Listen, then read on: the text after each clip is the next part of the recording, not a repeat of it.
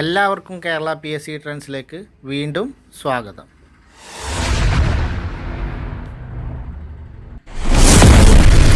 ഇന്ന് നമ്മൾ കേരള ഫാക്ട്സ് എന്ന മൊഡ്യൂളാണ് ഇപ്പോൾ നമ്മൾ നിലവിൽ ക്ലാസ്സുകൾ തുടങ്ങിയത്. അപ്പോൾ ഈ മൊഡ്യൂളിൽ രണ്ടാമത്തെ SCRT ചാപ്റ്ററാണ് ഇന്ന് നമ്മൾ ചർച്ച ചെയ്യുന്നത്. അത് 6ാം ക്ലാസ്സിലെ 3ാമത്തെ അധ്യായം കേരളം മണ്ണും മഴയും മനുഷ്യനും എന്നുള്ള അധ്യായമാണ് ഇന്ന് നമ്മൾ ചർച്ച ചെയ്യാൻ പോകുന്നത്. അപ്പോൾ ഞാൻ എപ്പോഴും പറയുന്നത് പോലെ തന്നെയാണ്, എൻ്റെ വീഡിയോ നിങ്ങൾക്ക് ഉപകാരപ്പെട്ടാൽ മാത്രം എൻ്റെ ചാനലൊന്ന് സബ്സ്ക്രൈബ് ചെയ്യുക.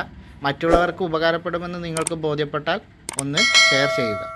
അപ്പോൾ നമുക്ക് നേരെ നമ്മുടെ വീഡിയോയിലേക്ക് പോവാം.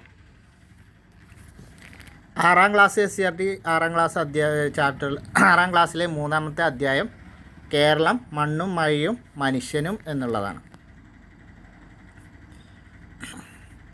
ഇനി ഇവിടെ പച്ചക്കറികളെക്കുറിച്ച് ഒരു കുട്ടിയുടെ മാർക്കറ്റിൽ പോയുള്ള ഒരു വിവരണമാണ്.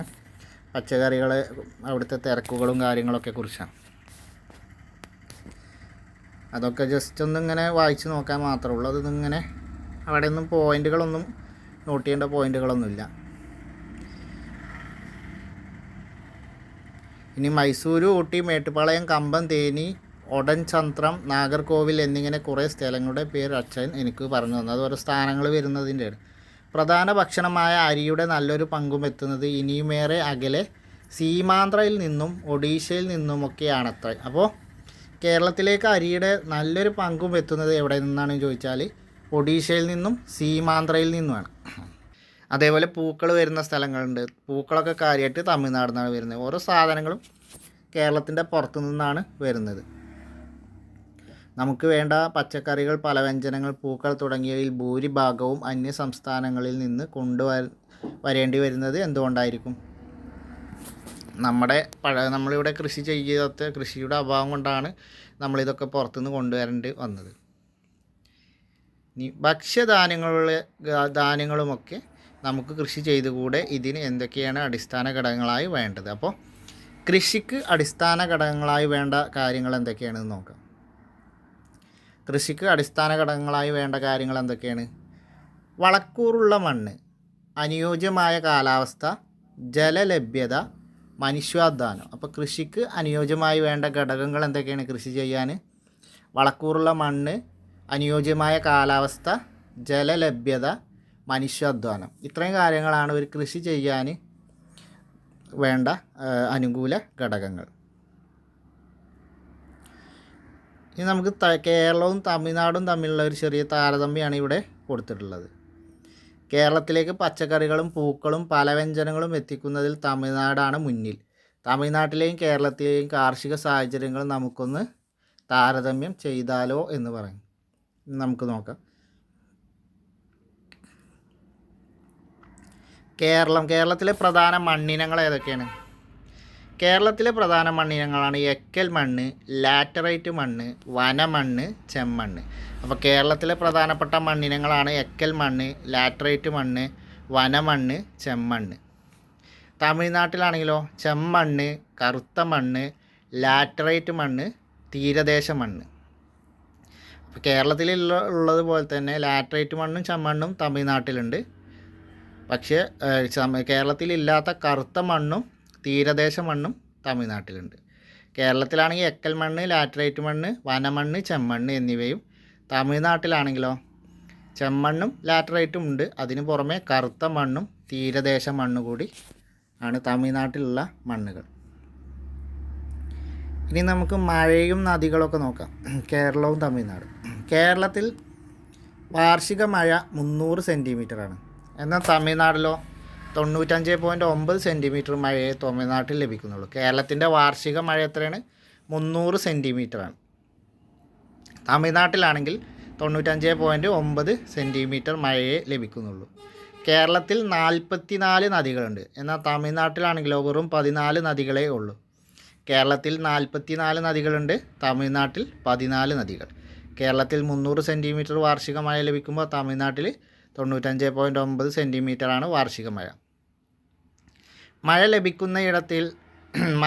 മഴ ലഭിക്കുന്നതിനാൽ പലയിടങ്ങളിലും ജലസേചന സൗകര്യങ്ങളുടെ ആവശ്യകത ഇല്ല. അപ്പോൾ കേരളത്തിൽ നന്നായി മഴ ലഭിക്കുന്നത് കൊണ്ട് തന്നെ പല സ്ഥലത്തും ജലസേചനത്തിൻ്റെ പ്രത്യേക സൗകര്യങ്ങളെ ആവശ്യം ഇല്ല.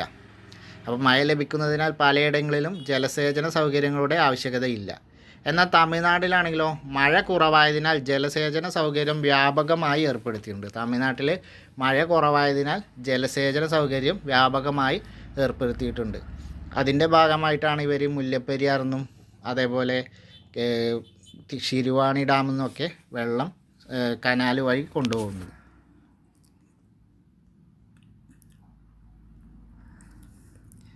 കേരളം തമിഴ്നാട്ടിലും ഏതാണ്ട് ഒരേ തരത്തിലുള്ള മണ്ണിനങ്ങളാണ് കാണപ്പെടുന്നത്. എന്നാൽ കൃഷിക്ക് ഏറ്റവും അനുയോജ്യമായ എക്കൽ മണ്ണ് കേരളത്തിലാണുള്ളത്. മഴയുടെ ലഭ്യതയിലാകട്ടെ കേരളം തമിഴ്നാടിനേക്കാൾ ഏറെ മുന്നിലും ആണ്. അപ്പോൾ നമുക്കിപ്പോൾ ഈ ഇത്രയും കാര്യങ്ങൾ അനലൈസ് ചെയ്തപ്പോൾ അത് താരതമ്യം ചെയ്തപ്പോൾ തന്നെ നമുക്ക് മനസ്സിലായി കേരളത്തിലും തമിഴ്നാട്ടിലും ഏകദേശം ഒരേ മണ്ണാണെങ്കിലും ഫലഭൂയിഷ്ഠമായ എക്കൽ മണ്ണ് കേരളത്തിനാണുള്ളത്. അതുപോലെ തന്നെ ഏറ്റവും കൂടുതൽ മഴയുടെ ലഭ്യതയുള്ളതും കേരളത്തിലാണ്. കേരളം കാർഷിക പ്രവർത്തനങ്ങൾക്ക് അനുയോജ്യമായ പ്രദേശമാണ്. കൃഷിക്കനുകൂലമായ ഈ സാഹചര്യങ്ങളെ കേരളം ഒരു കാലത്ത് വേണ്ട വിധം ഉപയോഗപ്പെടുത്തിയിരുന്നു. പഴയ കാലത്ത് കേരളം നന്നായി കൃഷി ചെയ്തിരുന്നു. അപ്പോൾ ഈ സാഹചര്യം നന്നായി ഉപയോഗപ്പെടുത്തിയിരുന്നു. തെങ്ങ്, നെല്ല്, മരച്ചീനി, ചേന, കാച്ചിൽ തുടങ്ങിയ വിളകളെ കൂടാതെ കുരുമുളക്, ഇഞ്ചി, ഏലം തുടങ്ങിയ സുഗന്ധ വിളകളും വളരുന്നതിന് അനുകൂല സാഹചര്യമുള്ള നാടാണ് കേരളം. അപ്പോൾ ഇത്രയും തെങ്ങ്, നെല്ല്, മരച്ചീനി, ചേന, കാച്ചിൽ, അതേപോലെ കുരുമുളക്, ഇഞ്ചി, ഏലം എന്നീ വിളകളൊക്കെ വളരാൻ അനുകൂല സാഹചര്യമുള്ള നാടാണ് നമ്മുടെ കേരളം. കേരളത്തിൻ്റെ ഭൂപ്രകൃതി വൈവിധ്യവും കൃഷിയും നമ്മൾ മുൻ ചാപ്റ്ററിൽ പറഞ്ഞ അതേ കാര്യങ്ങൾ തന്നെയാണ്. മലനാട്, ഇടനാട്, തീരപ്രദേശം എന്ന് പറഞ്ഞ് നമ്മൾ ഇതുപോലൊരു ഭൂപടം മുൻ വീഡിയോയിൽ നമ്മൾ പഠിച്ചതാണ്. അപ്പോൾ സമുദ്രനിരപ്പിൽ നിന്ന് ഉയരത്തിൻ്റെ അടിസ്ഥാനത്തിൽ കേരളത്തിൻ്റെ ഭൂപ്രകൃതിയെ മലനാട്, ഇടനാട്, തീരപ്രദേശം എന്നിങ്ങനെ തരംതിരിക്കാമെന്ന് മുൻ ക്ലാസ്സുകളിൽ നിങ്ങൾ പഠിച്ചിട്ടുണ്ട്. അപ്പോൾ നമ്മൾ മുൻ വീഡിയോയിൽ തന്നെ ഇതിനെക്കുറിച്ച് പറഞ്ഞിട്ടുണ്ട്. സമുദ്രനിരപ്പിൽ നിന്ന് ഉയരത്തിൻ്റെ അടിസ്ഥാനത്തിൽ കേരളത്തിൻ്റെ ഭൂപ്രകൃതിയെ 3ആയിട്ട് തരംതിരിച്ചിട്ടുണ്ട്. 75 മീറ്ററിൽ കൂടുതൽ ഉയരത്തിൽ ഉള്ള ഭൂപ്രദേശം ഏതാണ്? മലനാട്. 7.5 മുതൽ 75 മീറ്റർ വരെയുള്ള ഉയരത്തിലുള്ള ഭൂപ്രദേശമാണ് ഇടനാട്. 7.5 മീറ്റർ ഉയരത്തിലുള്ള ഭൂപ്രദേശമാണ് തീരപ്രദേശം. ഇനി മലനാട് കേരളത്തിൻ്റെ കിഴക്കൻ പ്രദേശങ്ങൾ ഉൾപ്പെടുന്ന മലനാട്ടിൽ മഴയും മഞ്ഞും തണുപ്പും ഏറെയാണ്. അപ്പോൾ കേരളത്തിൻ്റെ കിഴക്കൻ പ്രദേശങ്ങൾ ഉൾപ്പെടുന്ന മലനാട്ടിൽ മഴയും മഞ്ഞും തണുപ്പും ഏറെയാണ്. അപ്പോൾ മലനാട് എന്ന് പറയുമ്പോൾ കേരളത്തിൻ്റെ കിഴക്കൻ പ്രദേശങ്ങളാണ് കൂടുതൽ ഉൾപ്പെടുന്നത്. അവിടെ മലനാട്ടിൽ മഴയും മഞ്ഞും തണുപ്പും ഏറെയാണ്. സമുദ്രനിരപ്പിൽ നിന്നും വളരെ ഉയരത്തിൽ സ്ഥിതി ചെയ്യുന്ന സഹ്യപർവ്വതനിരയുടെ ഭാഗമാണ് ഇവിടം. അപ്പോൾ നമ്മൾ പറഞ്ഞു സഹ്യപർവ്വത നിര അല്ലെങ്കിൽ പശ്ചിമഘട്ടത്തിൻ്റെ ഭാഗമാണ് കേരളത്തിലെ മലനാട് ഭൂപ്രദേശം എന്ന് നമ്മൾ മുൻ ചാപ്റ്ററിലും പറഞ്ഞതാണ്, മുൻ വീഡിയോയിൽ നമ്മൾ ചർച്ച ചെയ്തതാണ്. ഇവിടെ കൃഷി ചെയ്യുന്ന ഏലം, തേയില എന്നീ വിളകളാണ് ചിത്രത്തിൽ മുകളിൽ. ഇവിടുത്തെ പ്രധാന കൃഷികളാണ്, മലനാട്ടിലെ പ്രധാന കൃഷികളാണ് ഏലം, തേയില എന്നിവയൊക്കെ. ഇനി ഏലം, തേയില ഈ കൃഷിക്ക് അവരുടെ വളർച്ചയ്ക്ക് ആവശ്യമായ ഭൂമിശാസ്ത്രപരമായ ഘടകങ്ങൾ എന്തൊക്കെയാണ്? തേയില, കാപ്പി, ഏലം എന്നിവയുടെയൊക്കെ കൃഷിക്ക് ആവശ്യമായ ഭൂമിശാസ്ത്രപരമായ ഘടകങ്ങൾ എന്തൊക്കെയാണെന്ന് വെച്ചാൽ താപനില 30 ഡിഗ്രി സെൽഷ്യസിൽ താഴെ, ധാരാളമായി ലഭിക്കുന്ന മഴ, അതേപോലെ നീർവാർച്ചയുള്ള മണ്ണ്. ജലം നിൽക്കാത്ത നീർവാർച്ചയുള്ള മണ്ണിലാണ് തേയില കൃഷി അനുയോജ്യം. അതേപോലെ താപനില 30 ഡിഗ്രി സെൽഷ്യസിൽ താഴെ, താപനില എപ്പോഴും 30 ഡിഗ്രിയിൽ താഴെ വേണം. ധാരാളമായി ലഭിക്കുന്ന മഴ, നന്നായി മഴ ലഭിക്കണം, നീർവാർച്ചയുള്ള മണ്ണാവണം, താപനില 30 ഡിഗ്രി സെൽഷ്യസിൽ താഴെയാവണം. ഏലം, കുരുമുളക്, ഇഞ്ചി, മഞ്ഞൾ തുടങ്ങിയ സുഗന്ധ വിളകൾക്കും തേയില, കാപ്പി തുടങ്ങിയവക്കും അനുയോജ്യമായ കാലാവസ്ഥയാണ് മലനാട്ടിലുള്ളത്. ഇവിടെയുള്ളത് എന്ന് പറഞ്ഞാൽ മലനാട്ടിലുള്ളത്. ഈ ഭൂപ്രകൃതി വിഭാഗത്തിൽ നിന്ന് ലഭിച്ച സുഗന്ധ വിളകളുടെ പെരുമയാണ് കേരളത്തെ വിദേശികളുടെ പ്രിയപ്പെട്ട ഇടമാക്കിയതെന്ന് ചരിത്രം പറയുന്നു. എന്നാൽ കേരളത്തിൻ്റെ കാലാവസ്ഥയിലും ഭൂവിനിയോഗത്തിലും വന്ന മാറ്റങ്ങൾ ഈ മേഖലയിലെ കാർഷിക ഉൽപ്പാദനത്തെ ഏറെ ബാധിച്ചിട്ടുണ്ട്.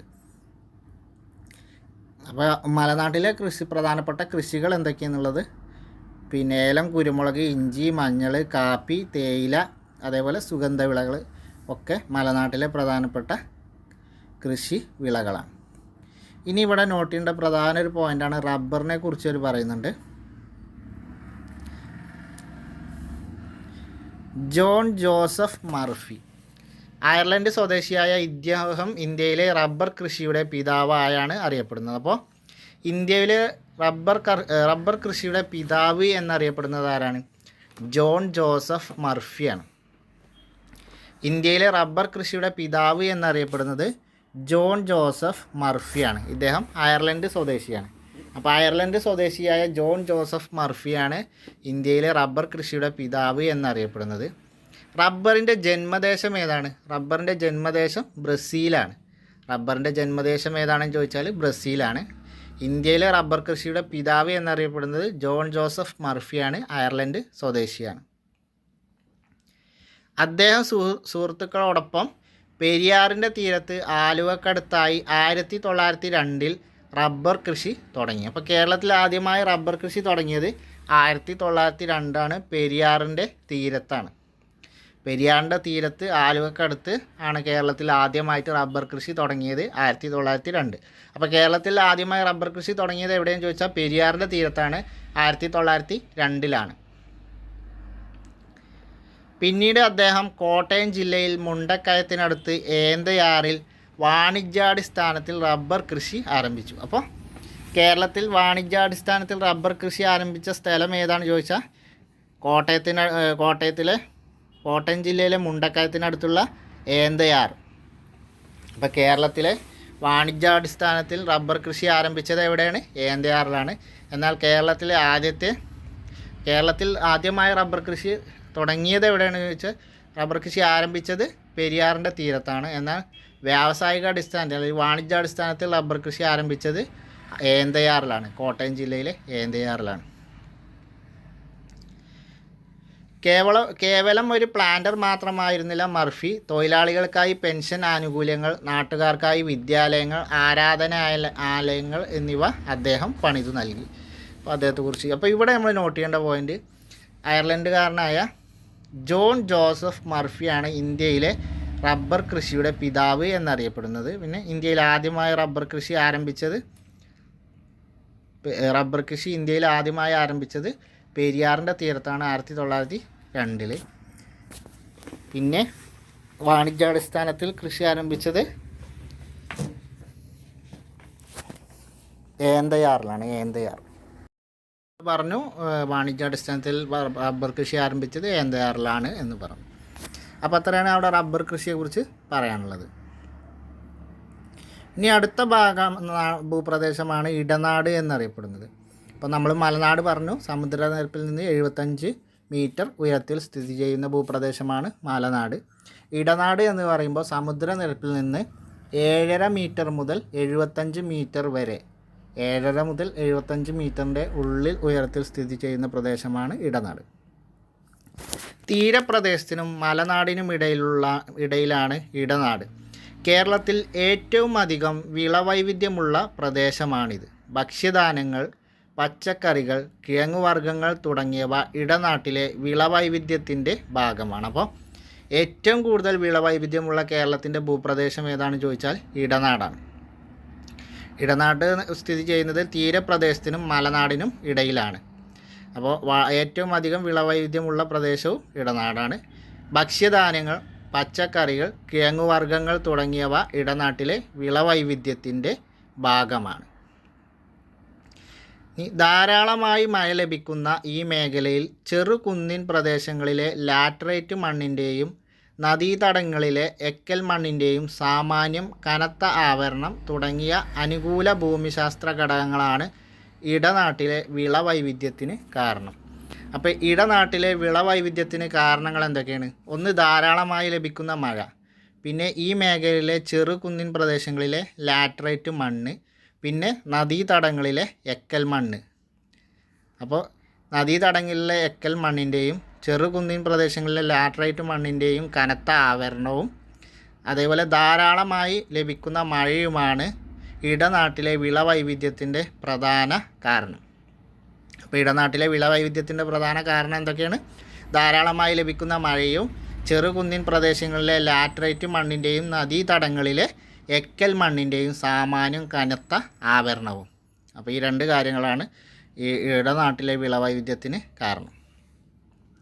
കേരളത്തിലെ പ്രധാന വാണിജ്യ വിളയായ റബ്ബർ കൃഷി ചെയ്യുന്നതിന് ഏറ്റവും അനുയോജ്യമാണ് ഇവിടെ. അപ്പോൾ കേരളത്തിലെ ഏറ്റവും പ്രധാന വാണിജ്യ വിള ഏതാണ്? റബ്ബറാണ്. കേരളത്തിലെ ഏറ്റവും പ്രധാന വാണിജ്യ വിള ഏതാണെന്ന് ചോദിച്ചാൽ റബ്ബറാണ്.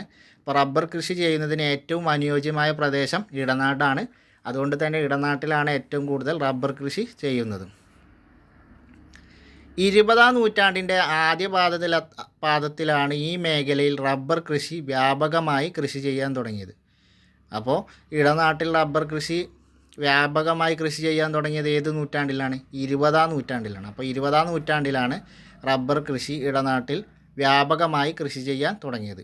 20-ാം നൂറ്റാണ്ടിൻ്റെ ആദ്യ പാദത്തിലാണ് റബ്ബർ കൃഷി ഇടനാട്ടിൽ കൃഷി ചെയ്യാൻ തുടങ്ങിയത്.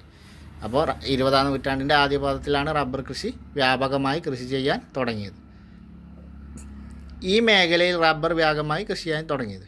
അതുവരെ മരച്ചീനി, കാച്ചിൽ, ചേന തുടങ്ങിയ കിഴങ്ങുവർഗ്ഗങ്ങളും പച്ചക്കറികളും വ്യാപകമായി കൃഷി ചെയ്തിരുന്നു. ഏത്തവാഴ കൃഷിയും ഈ മേഖലയിൽ വ്യാപകമായിരുന്നു. ഇടനാടിൻ്റെ ഈ വിളവൈവിധ്യം അതിവേഗം റബ്ബറിന് വഴിമാറുകയാണ്. ചെറിയ കൃഷിയിടങ്ങൾ പോലും ഇന്ന് റബ്ബർ കൃഷിക്കായി ഉപയോഗപ്പെടുത്തുന്നു. അപ്പോൾ ആദ്യം നമുക്ക് മരച്ചീനി, കാച്ചിൽ, ചേന, കിഴങ്ങ് വർഗ്ഗങ്ങൾ, പച്ചക്കറി എന്ന് പറഞ്ഞ് വ്യാപകമായിട്ട് ഏത്തവാഴ ഉൾപ്പെടെയുള്ള വിളവൈവിധ്യങ്ങൾ ഉണ്ടായിരുന്നു. അപ്പോൾ റബ്ബറിൻ്റെ വ്യാപനത്തോടു കൂടി ഈ പ്രദേശങ്ങളിലൊക്കെ ഇന്ന് റബ്ബർ കൃഷി ആരംഭിച്ചു. അതുകൊണ്ട് തന്നെ വിളവൈവിധ്യം നഷ്ടപ്പെട്ടുകൊണ്ടിരിക്കുകയാണ്. ഒരിക്കൽ നട്ട് വിളവെടുപ്പ് തുടങ്ങിയാൽ ഏറെക്കാലം വിളവ് ലഭിക്കുമെന്നതാണ് റബ്ബറിൻ്റെ മേന്മ. അപ്പോൾ ഒരു തവണ നട്ടിട്ട് വിളവെടുപ്പ് തുടങ്ങിയാൽ പിന്നെ കുറേ കാലം വിളവെടുപ്പ് ലഭിക്കും എന്നുള്ളതാണ് നമുക്ക് റബ്ബറിൻ്റെ മേന്മ. അതുകൊണ്ടാണ് എല്ലാവരും റബ്ബർ കൃഷിയിലേക്ക് തിരിയുന്നത്. ഇനി അവസാനത്തെ ഭൂപ്രദേശമാണ് തീരപ്രദേശം. തീരപ്രദേശം സമുദ്രനിരപ്പിൽ നിന്ന് 7.5 മീറ്റർ മാത്രം ഉയരത്തിൽ സ്ഥിതി ചെയ്യുന്ന പ്രദേശങ്ങളാണ് തീരപ്രദേശം. സമുദ്രനിരപ്പിൽ നിന്ന് 7.5 മീറ്റർ ഉയരത്തിൽ സ്ഥിതി ചെയ്യുന്ന പ്രദേശങ്ങളാണ് തീരപ്രദേശം. സമുദ്രനിരപ്പിൽ നിന്നും അധികം ഉയരമില്ലാത്ത പ്രദേശമാണ് തീരപ്രദേശം. നമ്മൾ പറഞ്ഞല്ലോ വെറും 7.5 മീറ്റർ ഉള്ളൂ. എന്തൊക്കെയാണ് ഈ തീരപ്രദേശങ്ങളിലെ മുഖ്യ വിളകൾ? തീരപ്രദേശങ്ങളിലെ മുഖ്യ വിളകളാണ് തെങ്ങ്, നെല്ല് തുടങ്ങിയവ. തെങ്ങ്, നെല്ലാണ് തീരപ്രദേശങ്ങളിൽ കാര്യമായി കൃഷി ചെയ്യുന്നത്. താഴ്ന്ന ഇടങ്ങളിലെ എക്കൽ മണ്ണിൻ്റെ നിക്ഷേപം നെൽകൃഷിക്കും തീരപ്രദേശങ്ങളിലെ ഉപ്പുരസമുള്ള എക്കൽ മണ്ണ് തെങ്ങ് കൃഷിക്കും ഏറെ അനുകൂലമാണ്. അപ്പോൾ നമ്മൾ പറഞ്ഞു തീരപ്രദേശത്തെ കാര്യമായിട്ടുള്ള കൃഷി തെങ്ങും നെല്ലുമാണ് തീരപ്രദേശത്തെ കൃഷി എന്ന് പറഞ്ഞു. അതിൻ്റെ കാരണം എന്താണ്? താഴ്ന്ന പ്രദേശം, തീരപ്രദേശത്ത് നിന്ന് താഴ്ന്ന പ്രദേശങ്ങളിലെ എക്കൽ മണ്ണ് നിക്ഷേപം നെൽകൃഷിക്ക് അനുകൂലമാണ്. അതുകൊണ്ട് നെൽകൃഷി വരും. അതേപോലെ ഉപ്പുരസമുള്ള തീരദേശ മണ്ണ്, തീരപ്രദേശങ്ങളിലെ ഉപ്പുരസമുള്ള എക്കൽ മണ്ണ് തെങ്ങ് കൃഷിക്ക് അനുയോജ്യമാണ്. അതുകൊണ്ട് തീരപ്രദേശങ്ങളിൽ തെങ്ങും അതുപോലെ നെല്ലുമാണ് പ്രധാന കൃഷികൾ. അപ്പോൾ നമ്മൾ പറഞ്ഞു തെങ്ങ് കൃഷിയും അതുപോലെ നെൽകൃഷിയുമാണ് തീരപ്രദേശങ്ങളിലെ പ്രധാന കൃഷി എന്ന് പറഞ്ഞു. എന്നാൽ ഈ വിളകൾ സമൃദ്ധമായി കൃഷി ചെയ്തിരുന്ന തീരപ്രദേശ മേഖലകൾ കാലക്രമേണ ജനവാസ കേന്ദ്രങ്ങളായി മാറാൻ തുടങ്ങി. ഇത് കൃഷിഭൂമിയുടെ അളവിൽ കാര്യമായ കുറവുണ്ടാക്കി. വിത്ത്, വളം തുടങ്ങിയവയിലെ വിലവർധനവ് കൃഷി ആദായകരമല്ലാതാക്കി.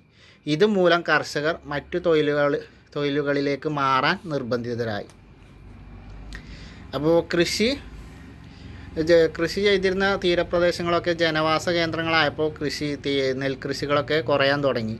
അപ്പോൾ കൃഷിഭൂമിയിലെ അളവ് നന്നായിട്ട് ജനങ്ങൾ താമസം തുടങ്ങിയപ്പോൾ നന്നായി വ്യത്യാസം ഉണ്ടായി. കൃഷിഭൂമിയുടെ അളവുകളൊക്കെ നന്നായി കുറഞ്ഞു.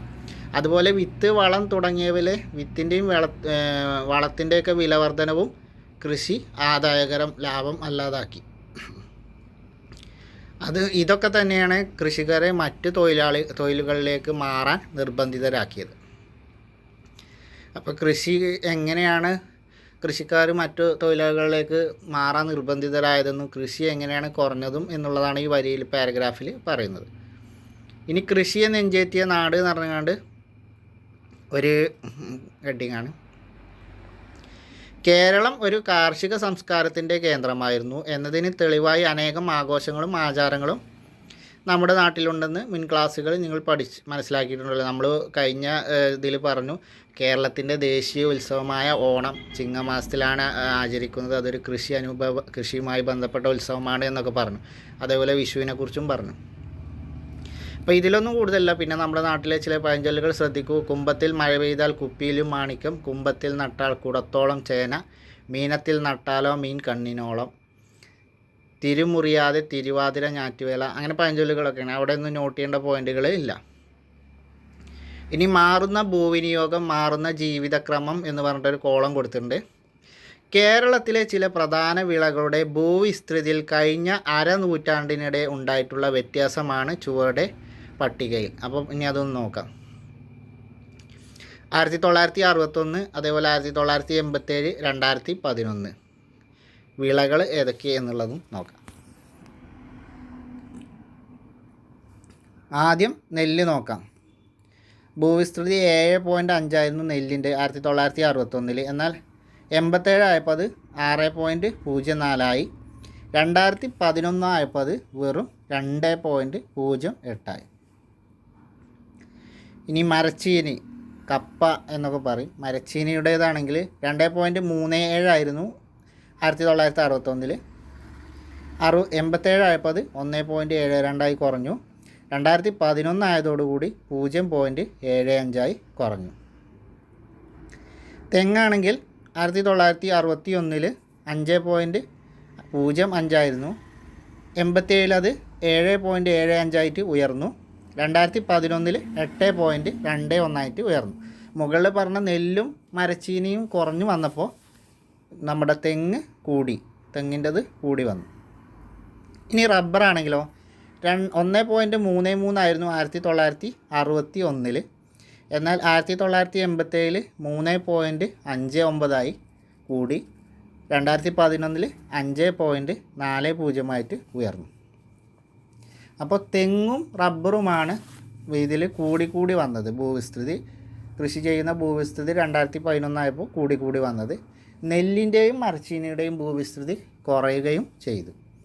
അപ്പോൾ ഏറ്റവും കുറഞ്ഞത് മരച്ചീനിയാണ്. നിലവിൽ മരച്ചീനിയാണ് ഏറ്റവും കുറവ് ഭൂവിസ്തൃതിയിൽ കൃഷി ചെയ്യുന്നത്.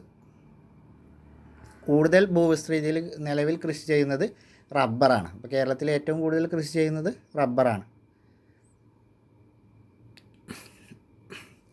ഇനി അവലംബം farm guide, department of economics and statistics. ഇവരുടെ റിപ്പോർട്ട് പ്രകാരമുള്ളതാണ് ഇത്. 2011 റിപ്പോർട്ട് പ്രകാരമാണ് ഇത്. ഇപ്പോഴും ഒരുപാട് മാറ്റങ്ങൾ വരാൻ സാധ്യതയുണ്ട്. ഇതിപ്പോൾ 2024 പിന്നീടൊരു സെൻസസ് നടന്നിട്ടില്ല. ഇനി ഏതൊക്കെ വിളകളുടെ ഭൂവിസ്തൃതിയാണ് കുറവ് രേഖപ്പെടുത്തിയിട്ടുള്ളത് എന്ന് ചോദിച്ചപ്പോൾ നമുക്കറിയാം മരച്ചീനിയുടെയും നെല്ലിൻ്റെയും. ഏത് വിളയുടെ ഭൂവിസ്തൃതിയാണ് ഏറ്റവും കുറഞ്ഞത് എന്ന് ചോദിച്ചാൽ മരച്ചീനിയാണ്. ഏതൊക്കെ വിളകളുടെ ഭൂവിസ്തൃതിയാണ് കൂടിയിട്ടുള്ളത് എന്ന് ചോദിച്ചാൽ പട്ടികയിൽ നോക്കിയാൽ നമുക്കറിയാം തെങ്ങിൻ്റെയും റബ്ബറിൻ്റെയും ഭൂവിസ്തൃതി കൂടിയിട്ടുണ്ട്. നെല്ല്, മരച്ചീനി എന്നീ വിളകളുടെ കൃഷിയിൽ കുറവ് വരുമ്പോൾ റബ്ബർ കൃഷി വ്യാപിക്കുന്നതായി കാണാം. അതാണ് ഇതിന് ടേബിളിൽ നമ്മൾ കണ്ട ഒരു നിഗമനം. സംസ്ഥാനത്തിൻ്റെ ഭൂവിനിയോഗത്തിലും ഇക്കാലയളവിൽ വലിയ മാറ്റങ്ങൾ ഉണ്ടായിട്ടുണ്ട്. കുളങ്ങളും വയലുകളും മണ്ണിട്ട് നികത്തി മറ്റാവശ്യങ്ങൾക്കായി വിനിയോഗിക്കുന്നതും കുന്നിടുക്കലും കുന്നിൻ ചെരുവുകളിൽ അശാസ്ത്രീയ കൃഷി ചെയ്യുന്നതുമൊക്കെ ഇന്ന് കേരളത്തിൽ വ്യാപകമായിരിക്കുന്നു.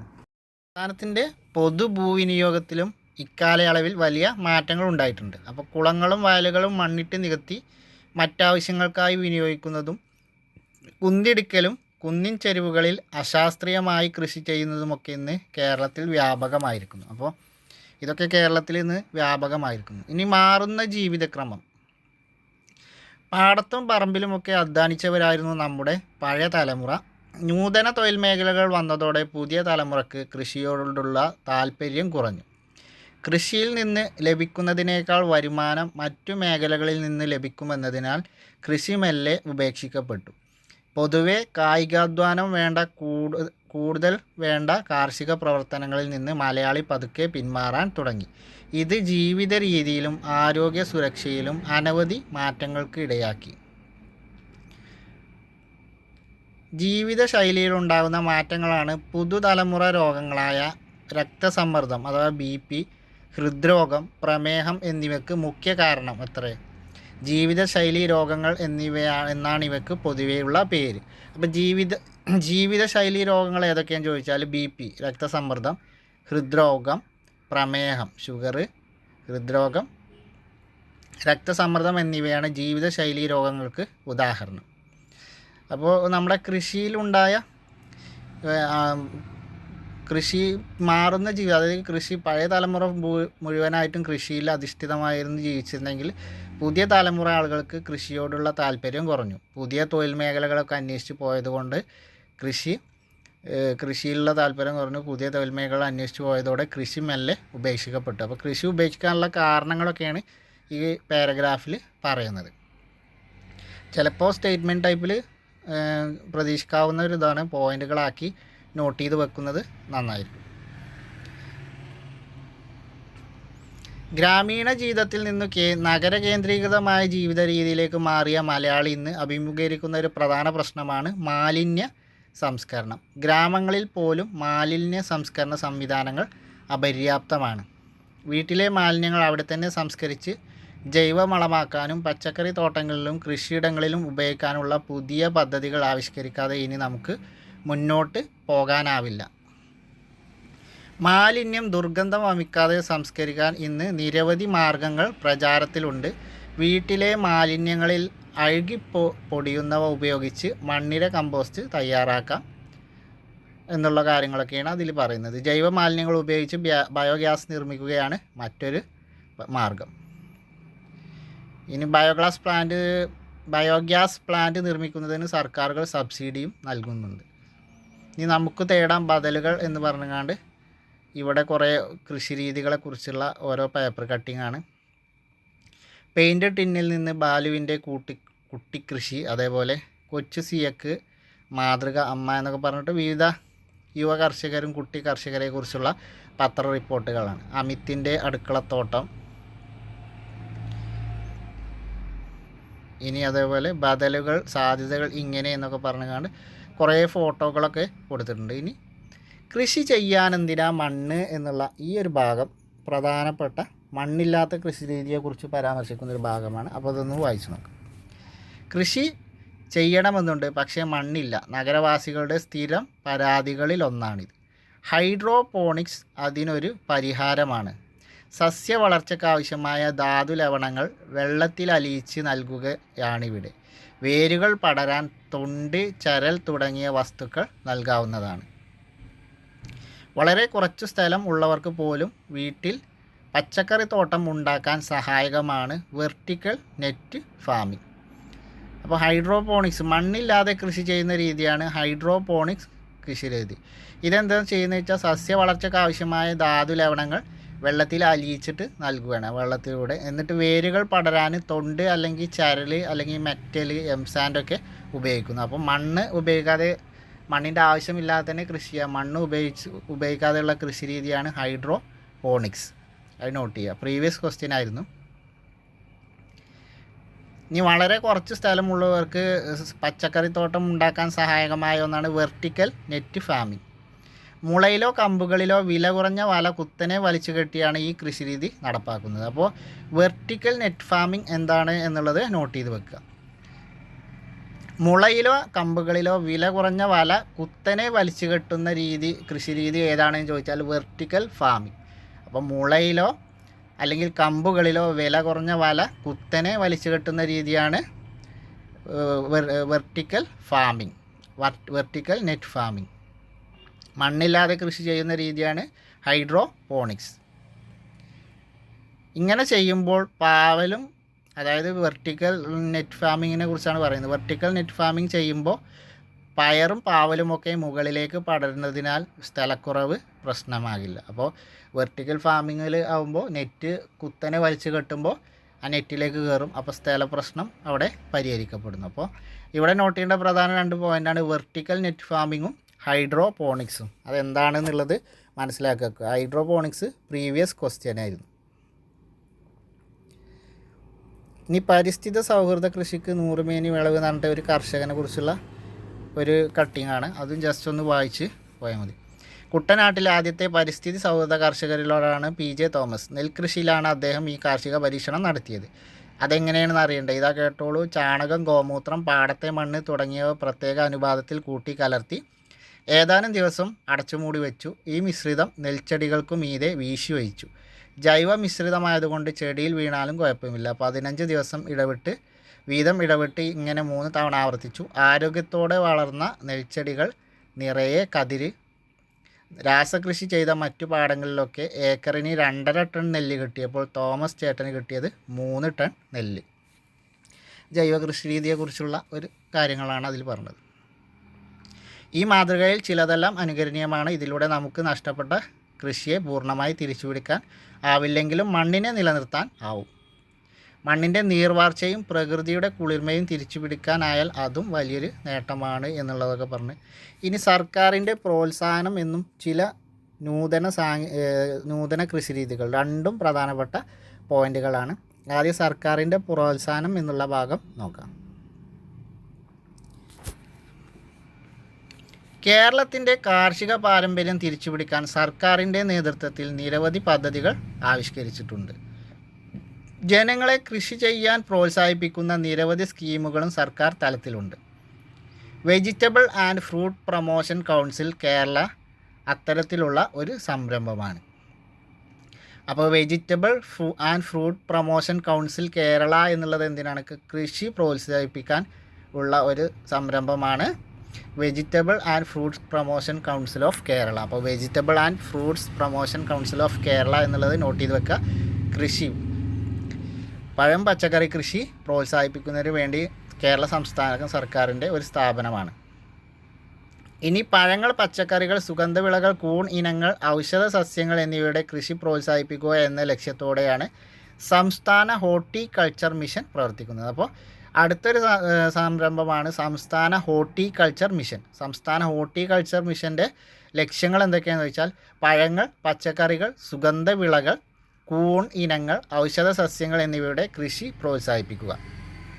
അപ്പോൾ പഴം, പച്ചക്കറി, സുഗന്ധവിളകൾ, കൂൺ, ഔഷധ സസ്യങ്ങൾ എന്നിവയുടെ കൃഷി പ്രോത്സാഹിപ്പിക്കുന്നതിന് വേണ്ടി സംസ്ഥാന സർക്കാരിൻ്റെ സംരംഭമാണ് സംസ്ഥാന ഹോർട്ടിക്കൾച്ചർ മിഷൻ.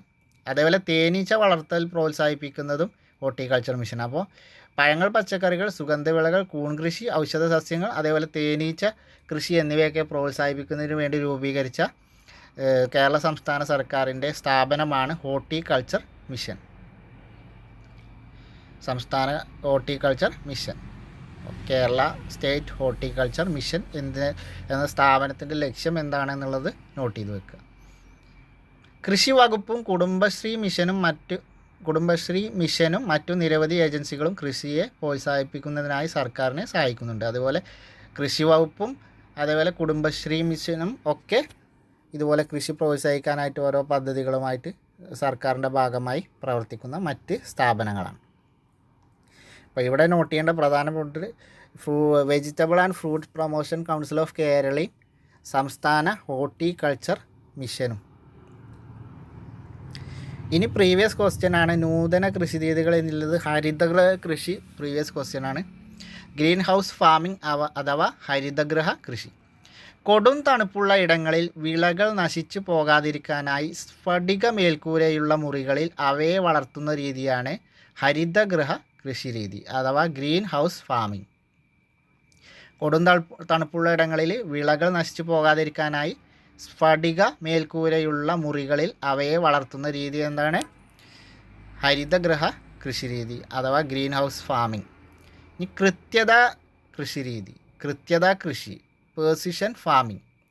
ഓരോ പ്രദേശത്തെയും മണ്ണിനും വിളക്കും ഓരോ സമയത്തും ആവശ്യമായ പരിചരണം എന്ന് പറഞ്ഞാൽ വെള്ളം, വളം എന്നിവ കൃത്യമായി അളവിൽ നൽകുന്ന കൃഷിരീതിയാണിത്. പച്ചക്കറി കൃഷിക്ക് അനുയോജ്യമായ നീർവാർച്ചയും സൂര്യപ്രകാശവും ലഭിക്കുന്ന ഏത് സ്ഥലവും കൃത്യത കൃഷിക്ക് പ്രയോജനപ്പെടുത്താം. കൃത്യത കൃഷി എന്ന് പറഞ്ഞാൽ ഓരോ പ്രദേശത്തും മണ്ണിനും വിളക്കും ഓരോ സമയത്തും ആവശ്യമായ പരിചരണം, അതായത് വെള്ളം, വളം എന്നിവ കൃത്യമായ അളവിൽ നൽകുന്ന കൃഷിരീതിയാണ് കൃത്യത കൃഷിരീതി. പച്ചക്കറി കൃഷിക്ക് അനുയോജ്യമായ നീർവാർച്ചയും സൂര്യപ്രകാശവും ലഭിക്കുന്ന ഏത് സ്ഥലവും കൃത്യത കൃഷിക്ക് പ്രയോജനപ്പെടുത്താം. അടുത്തതാണ് ഫെർട്ടിഗേഷൻ. അപ്പോൾ ഹരിതഗൃഹ കൃഷിയും കൃത്യത കൃഷി നമ്മൾ പഠിച്ചു. ഹരിതഗൃഹ കൃഷി അഥവാ ഗ്രീൻ ഹൗസ് ഫാമിങ്, പിന്നെ കൃത്യത കൃഷി. ഇനി അടുത്തതാണ് ഫെർട്ടിഗേഷൻ. വെള്ളവും വളവും കണികാരൂപത്തിൽ ഡ്രിപ്പറുകളിലൂടെ നൽകുന്ന രീതിയാണ് ഫെർട്ടിഗേഷൻ. അതായത് വെള്ളവും വളവും കണികാരൂപത്തിൽ ഡ്രിപ്പറുകളിലൂടെ നൽകുന്ന രീതിയാണ് ഫെർട്ടിഗേഷൻ. പൂർണ്ണമായും വെള്ളത്തിൽ ലയിക്കുന്ന രാസവളങ്ങൾ ഉപയോഗിക്കുന്നത് കൊണ്ട് ചെടികൾ അവ വേഗത്തിൽ വലിച്ചെടുക്കുന്നു. അപ്പോൾ പൂർണ്ണമായും വെള്ളത്തിൽ ലയിക്കുന്ന രാസവളങ്ങളാണ് ഫെർട്ടിഗേഷന് വേണ്ടി ഉപയോഗിക്കുന്നത്. അതുകൊണ്ട് ചെടികൾ അവ പെട്ടെന്ന് വലിച്ചെടുക്കുന്നു. അപ്പോൾ വെള്ളവും വളവും കണികാരൂപത്തിൽ ഡ്രിപ്പറുകളിലൂടെ നൽകുന്ന രീതിയാണ് ഫെർട്ടിഗേഷൻ. അപ്പോൾ ഈ 3 കൃഷിരീതികൾ ഓർത്തിരിക്കുക. അതിൽ ഫസ്റ്റത്തെ ഹരിതഗൃഹ കൃഷി പ്രീവിയസ് ക്വസ്റ്റ്യനാണ്. ഇനി അടുത്തൊരു പ്രീവിയസ് ക്വസ്റ്റ്യനാണ് കർഷക ദിനം. ചിങ്ങം 1 കർഷക ദിനം. അപ്പോൾ കർഷക ദിനം എന്നാണെന്ന് ചോദിച്ചാൽ ചിങ്ങം 1 കർഷക ദിനം. ചിങ്ങം 1 കർഷക ദിനമായി ആചരിക്കുന്നത്. ഇനി ഹരിത കേരളം എന്ന് പറഞ്ഞാണ്ട് ജസ്റ്റ് ഒന്ന് വായിച്ചു പോയാൽ മതി. ഇവിടെ ഒന്നും കൂടുതൽ പോയിൻ്റ് ഇല്ല. കേരളത്തിൻ്റെ ഭൂപ്രകൃതിയും മണ്ണും കാലാവസ്ഥയെല്ലാം കൃഷിക്ക് ഏറ്റവും അനുകൂലമാണ്. ഇതിനെ ഉപയോഗപ്പെടുത്തുന്ന ഓരോ ജീവിതശൈലിയിലേക്ക് കേരളീയർ മാറേണ്ടതുണ്ട്. ഓരോ കുടുംബവും അവർക്ക് ആവശ്യമായ പച്ചക്കറികൾ വീട്ടുപറമ്പിൽ കൃഷി ചെയ്യുന്നു. സ്കൂൾ ഉച്ചഭക്ഷണ പരിപാടിക്ക് ആവശ്യമായ പച്ചക്കറികൾ സ്കൂൾ കോമ്പൗണ്ടിൽ തന്നെ കൃഷി ചെയ്തുണ്ടാക്കുന്നു. നാട്ടിലെങ്ങും വിഷമില്ലാത്ത പച്ചക്കറികളും ഭക്ഷ്യധാന്യങ്ങളും വിളയുന്നു. പാടത്തും പറമ്പിലും അധ്വാനിക്കുന്നത് കൊണ്ട് ജീവിതശൈലി രോഗങ്ങളൊന്നും ഇല്ല. ഇങ്ങനെയൊരു നാളെയാണ് നമുക്ക് വേണ്ടത് എന്നൊക്കെ പറഞ്ഞാണ് ജസ്റ്റ് ഒന്ന് വായിക്കാനുള്ളൂ. അവിടെ ഒന്നും പോയിൻ്റില്ല. മുകളിൽ പറഞ്ഞ കൃഷിരീതികളുള്ള ഇത് ഓർത്തിരിക്കുക. അതേപോലെ ഹൈഡ്രോപോണിക്സ്, അതുപോലെ വെർട്ടിക്കൽ നെറ്റ് ഫാമിംഗ്, അത് രണ്ടും ഓർത്തിരിക്കുക. ഇവിടെ പറഞ്ഞ ഹരിതഗൃഹ കൃഷി രീതിയിൽ കൃത്യത കൃഷി, ഹരിതഗൃഹ കൃഷി, ഫെർട്ടിഗേഷൻ ഇതും നോട്ട് ചെയ്ത് വെക്കുക. അപ്പോൾ ഇത്രയാണ് കേരളം മണ്ണും മനുഷ്യനും എന്നുള്ള ഈ ഒരു ചാപ്റ്ററിൽ നമുക്ക് നോക്കാനുള്ളത്. അപ്പോൾ ഇനി ഈ മൊഡ്യൂളിലെ അവസാന ചാപ്റ്റർ 8ാം ക്ലാസ്സിലെ 13ാമത്തെ ചാപ്റ്ററാണ്. അതുമായിട്ട് നമുക്ക് നാളെ കാണാം. അപ്പോൾ അതുമായി കാണുന്നവരേക്കും എല്ലാവർക്കും താങ്ക് യു.